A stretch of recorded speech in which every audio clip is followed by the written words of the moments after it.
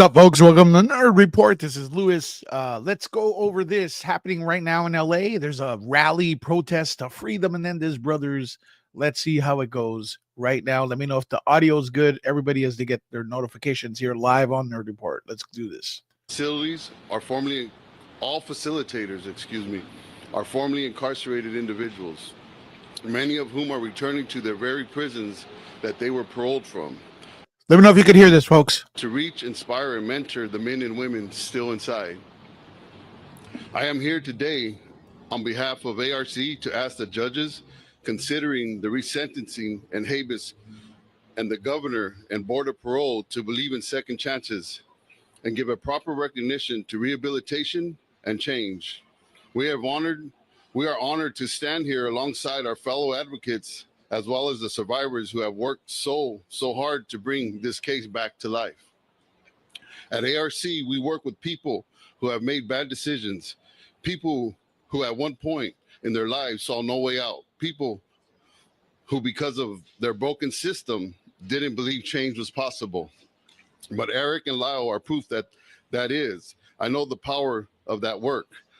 They have not just served their time, they have made something meaningful of it. They have worked to improve their lives of those around them. They have mentored young people in prison, and they have graduated from the ARC programs designated to prepare incarcerated individuals for success and reentry.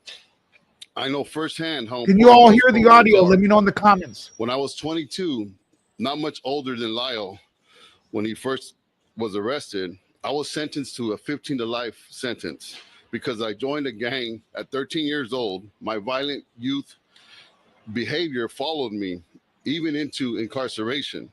I spent 10 years in Pelican Bay because of that. I didn't believe that change was possible. I believed that was my lot in life at the moment. But then one day my daughter helped me realize I had to turn my life around. That moment saved me. Not everyone gets that moment. And that's why Eric and Lyle's work is so important. They have been that moment for so many people behind bars, men who needed someone to show them that redemption is possible, that rehabilitation is possible, that life after prison is possible. Eric and Lyle have turned their lives around over the last 35 years. They apologized for what they did that night, and they are so much more than what they did that single night on the days after. They started programs, mentored younger people, and became model inmates despite the fact that they never thought they would see the light of day. Our freedom. As someone who has gone before the parole board and has been granted the chance to give back to the community, work for organizations dedicated to meaningful reentry and avoid recidivism, I know without a shadow of a doubt that Eric and Lyle deserve that same chance. Eric and Lyle do not pose a threat to the public safety or society. They have served their time. Now it's time for them to be with their families, to move forward and continue their work to help others turn their lives around. Thank you. Now I'm going to ask a mentor of mine, Michael Mendoza, for Latino Justice. Oh, God.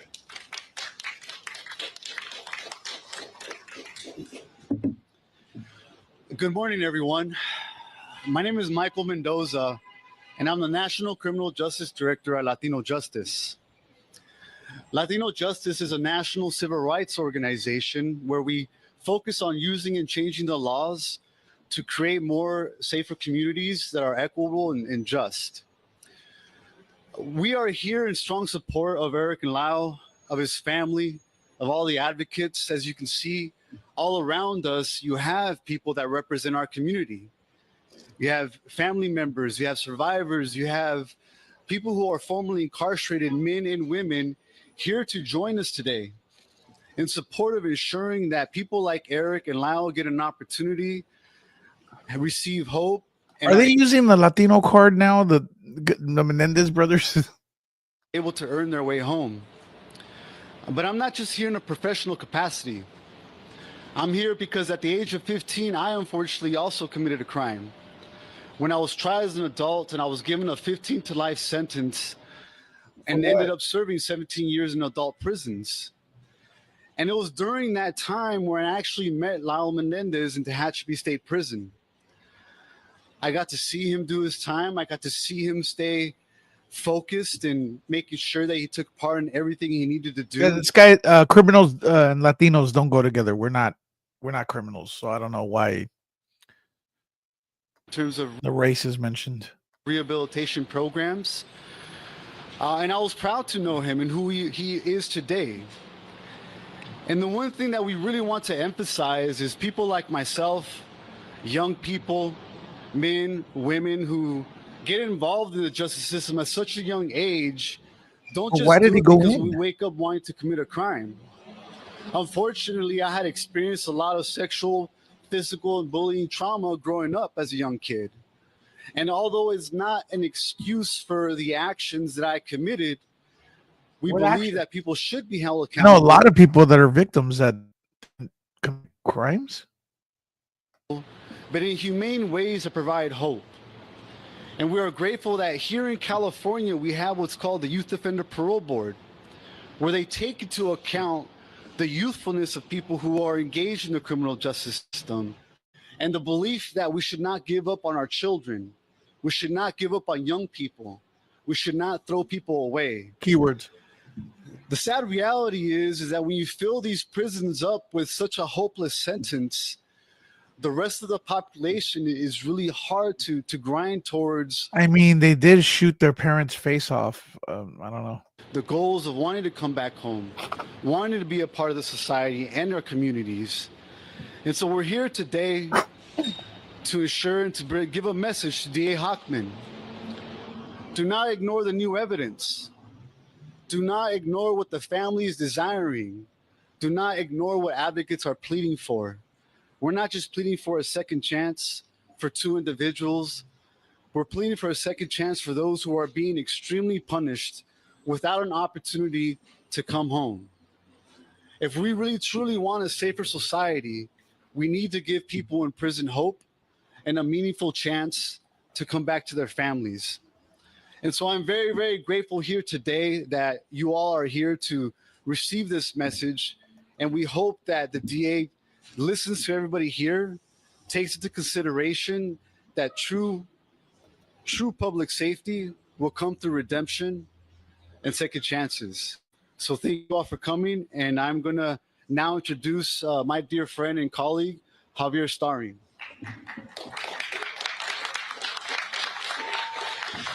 Good morning, everybody. My name is Javier Starring.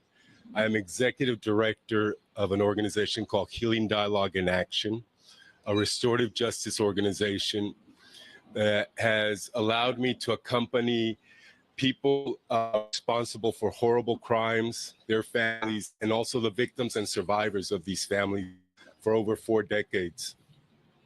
I want to start out by really thanking the family, really thanking you for your strength, for your courage to bring light to a systemic issue that affects all of us. We believe that if crime hurts, justice should help heal. And in many ways, the criminal justice reform efforts have created opportunities for people responsible for the harm to go through a process of healing. I work with some amazing people at Healing Dialogue in Action that similarly were sentenced to life in prison and had to find a way to transform their lives and prove that they are not a risk to society, that on the contrary, that they are coming back to give to society. I've sat with people in prison through this transformation. I've seen that grueling life that they go through of self-reflection and understanding the trauma that they endured and how that plays a role in our actions and how we perceive the world. I've sat in circle with them. I'm gonna go to the protest. They had to go through as children. Person. I guess this is the Give family them speaking. a chance to spend time with family members who don't have a lot of time left with us. All right. I know that Eric and Lyle have taken what most would see as a hopeless life. We keep fighting. Look at this shit. Look at it. Damn.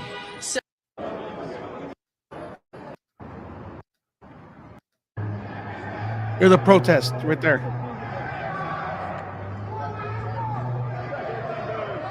Here's the protest.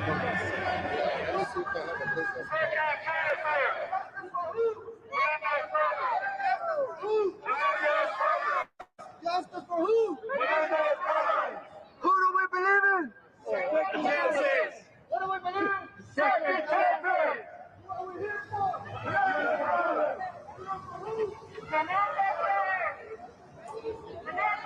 What do you guys think of that?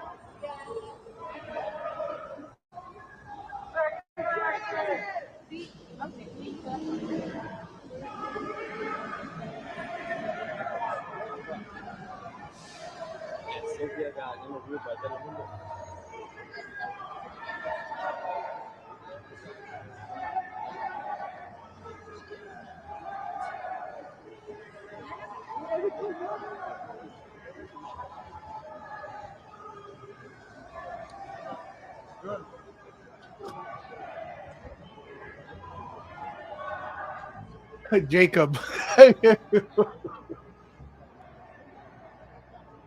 Yeah, man. I don't know. I have to pay bills. So you guys are seeing what I'm seeing, right?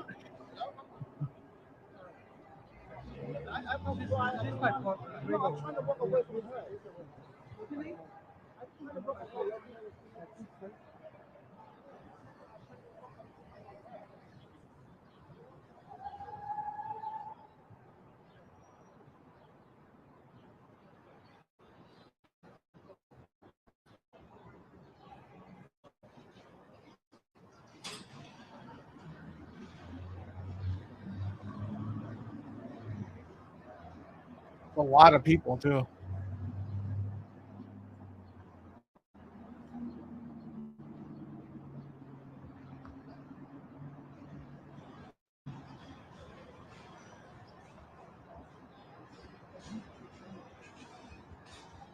I don't know, Fuzz.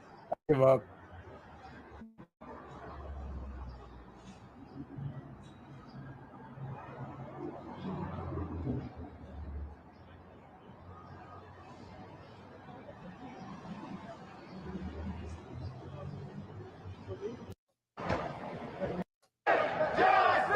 Look.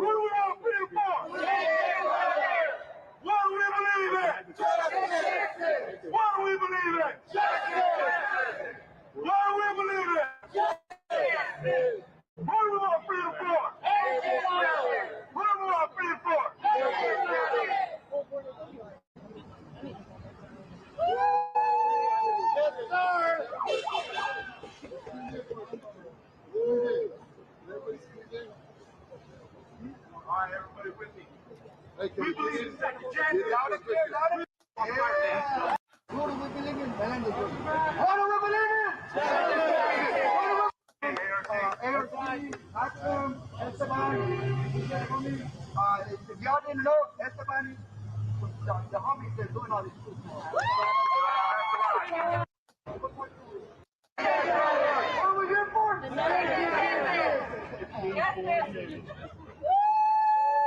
What are we here for?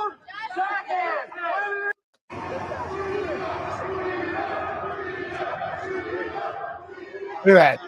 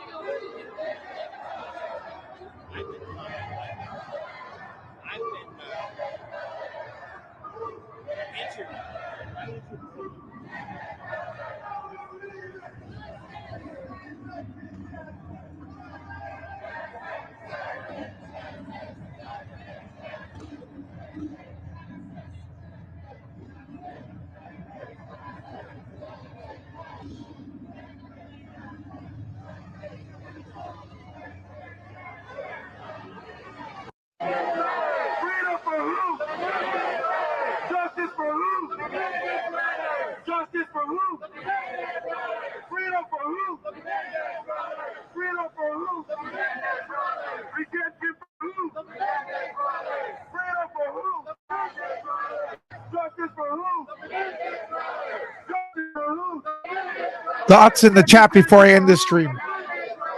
Justice for who? Freedom for who? God bless you guys. All right, everybody. Let's back to the run. Heart for heart. Thank you. Love you guys. If you need rights, let me know. What's with the? Heart for Is heart. that a Roman song? If you need rights, let me Damn. know. All right, everybody.